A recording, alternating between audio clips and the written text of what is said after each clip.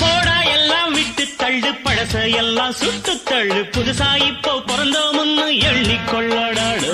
பயணம் எங்கே போனால் என்ன, பாதை 100 ஆனால் என்ன, தோட்டம் வச்சவன் தண்ணீர் விடுவான் சும்மா நில்லடா.